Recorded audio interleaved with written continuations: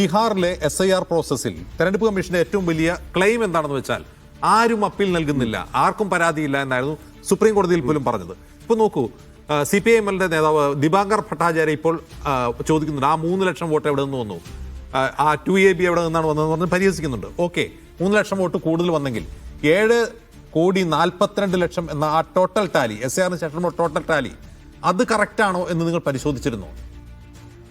September 30 പുറപ്പെടുവിച്ചത്. അതെ, അന്തിമ വോട്ടർ പട്ടികയിൽ സെപ്റ്റംബർ 30 7,42,00,000 പ്രഖ്യാപിക്കുന്നത്. ഞങ്ങൾ പ്രഖ്യാപിക്കുന്നതല്ല.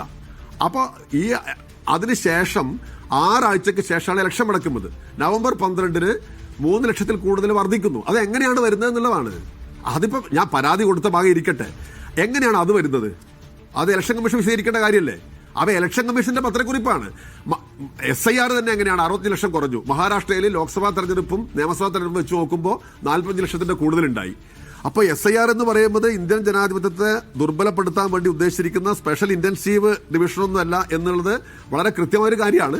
പക്ഷേ ഇപ്പോൾ ഈ റിസൾട്ടിന്റെ ഈ ഘട്ടത്തിൽ അത് എങ്ങനെയാണ് ബീഹാറിൽ മൈന്യൂട്ടായിട്ട് ബാധിച്ചത് എന്നതിനെ കുറിച്ച് പറയാൻ ഈ ഘട്ടത്തിൽ സാധിക്കില്ല. ബാധിച്ചിട്ടുണ്ടെന്ന് മാത്രമേ പറയാൻ സാധിക്കൂ. മറ്റ് ധാരാളം ഘടകങ്ങൾ, ഇപ്പോൾ ജൻസ്വരാജ് പാർട്ടി കുറെ ചലനുണ്ടാക്കാൻ ശ്രമിച്ചു, പക്ഷെ ഫലത്തിൽ അത് ഉണ്ടായില്ല. ഒവൈസിയുടെ പാർട്ടി അതെങ്ങനെയാണ് മതേതര വോട്ടുകൾ സ്പ്ലിറ്റ് ചെയ്യിച്ചത്, അത് പറയേണ്ടി വരും. അതുപോലെ RJD കോൺഗ്രസ് CPI പരസ്പര മത്സരം, RJD കോൺഗ്രസ് മത്സരം പലയിടത്തും ഉണ്ടാകുന്ന സ്ഥിതി ഉണ്ടായി. 10 മണ്ഡലങ്ങളിൽ, അത് 11 മണ്ഡലങ്ങളിൽ ഉണ്ടാകുമ്പോൾ അതിന്റെ ചലനങ്ങൾ വേറെ എടുത്തുണ്ടാവും. ഇപ്പോൾ ഉദാഹരണത്തിന് ബഹുസരായി CPI 2 സീറ്റിൽ സഖ്യത്തിന്റെ ഭാഗമായി മത്സരിച്ച സ്ഥലമാണ്. അതിനകത്ത് ഒരു സീറ്റ് കോൺഗ്രസുമായിട്ട് ഫ്രണ്ട്ലി ഫൈറ്റ് വന്നു. സ്വാഭാവികമായിട്ടും എന്താണ് സംഭവിക്കുക?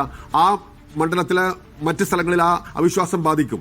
അപ്പൊ ഇങ്ങനെ ഇപ്പൊ കനയ്യകുമാറിനെ പോലുള്ള ലീഡർ അതിന് തന്നെ മുൻകൈ എടുക്കുന്ന സാഹചര്യം ഉണ്ടായി. ഞാൻ പറയുന്നത് ഇങ്ങനെ നമ്മൾ വിശദാംശങ്ങളിലേക്ക് പോകുമ്പോൾ പല ഘടകങ്ങളും വർക്കിയായിട്ട് കാണാൻ സാധിക്കും. അതിനെ വളരെ സീരിയസ് ആയ ഒരു ആത്മവിശ്വാസം നടത്തേണ്ട സന്ദർഭമാണ്. അതാണ് ഇപ്പോൾ ഈ അവസരത്തിൽ പറയാൻ കഴിയുന്നത്. അതിനർത്ഥം ഞാൻ ഈ പറയുന്ന ഇലക്ഷൻ കമ്മീഷന്റെ റോളോ മറ്റൊന്നും നിഷേധിക്കുന്നു എന്നുള്ളതല്ല. അതോടൊപ്പം തന്നെ ഈ ഘടകങ്ങൾ ഞങ്ങൾ പരിശോധിക്കും. എന്തായിരുന്നാലും അപ്രതീക്ഷിതവും അവിശ്വസനീയമായ റിസൾട്ടാണ് ഇത്. ഇതിന്റെ ചലനങ്ങൾ ചെറുതായിരിക്കില്ല. ഇലക്ഷൻ കമ്മീഷൻ ഈ കാര്യത്തിൽ പറയേണ്ട ഉത്തരങ്ങൾ കൃത്യമായിട്ട് പറയേണ്ടി വരും. ഈ ഘട്ടത്തിൽ പറഞ്ഞു വെക്കാൻ പറ്റും. ശരി.